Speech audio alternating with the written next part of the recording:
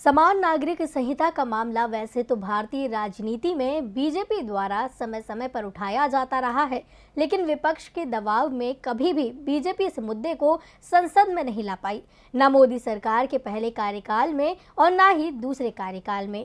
लेकिन आज इस मामले में दिल्ली हाई कोर्ट ने सख्त टिप्पणी की है। तो क्या कहा है दिल्ली हाई कोर्ट ने, देखिए ये रिपोर्ट। यूनिफॉर्म सिविल कोड यानी समान नागरिक संहिता का मामला अब तक राजनीतिक था, लेकिन जल्दी ही कानूनी भी हो सकता है, क्योंकि यूनिफॉर्म सिविल कोड लागू करने की बात कही है दिल्ली हाई कोर्ट ने। दिल्ली हाई कोर्ट की जस्टिस प्रतिभा एम सिंह ने तलाक के एक मामले में फैसला सुनाते हुए यूनिफॉर्म सिविल कोड लागू करने की जरूरत बताई।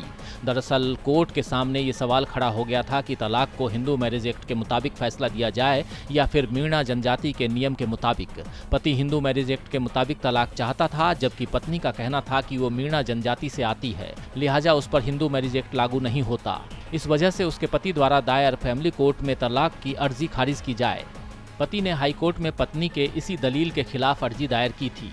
हाईकोर्ट ने पति की अपील को स्वीकार करते हुए यूनिफॉर्म सिविल कोड लागू करने की जरूरत महसूस की। हाईकोर्ट ने अपने फैसले में ये भी कहा है कि इस फैसले को कानून मंत्रालय भेजा जाए ताकि कानून मंत्रालय इस पर विचार कर सके। जस्टिस प्रतिभा एम सिंह ने कहा, भारत के युवा विभिन्न समाज, जातियों और जनजातियों या धर्म से आते हैं और विवाह करते हैं। उन्हें अलग अलग पर्सनल लॉ के कारण अपने हक की लंबी लड़ाई लड़ने के लिए मजबूर नहीं करना चाहिए, खासकर शादी या तलाक के मामलों में। जस्टिस प्रतिभा सिंह ने सुप्रीम कोर्ट का भी जिक्र किया और कहा कि केंद्र को इस पूरे मामले में एक्शन लेना चाहिए। कोर्ट ने कहा कि अनुच्छेद 44 में जिस यूनिफॉर्म सिविल कोड की उम्मीद जताई गई है, उसे अब हकीकत में बदलना चाहिए।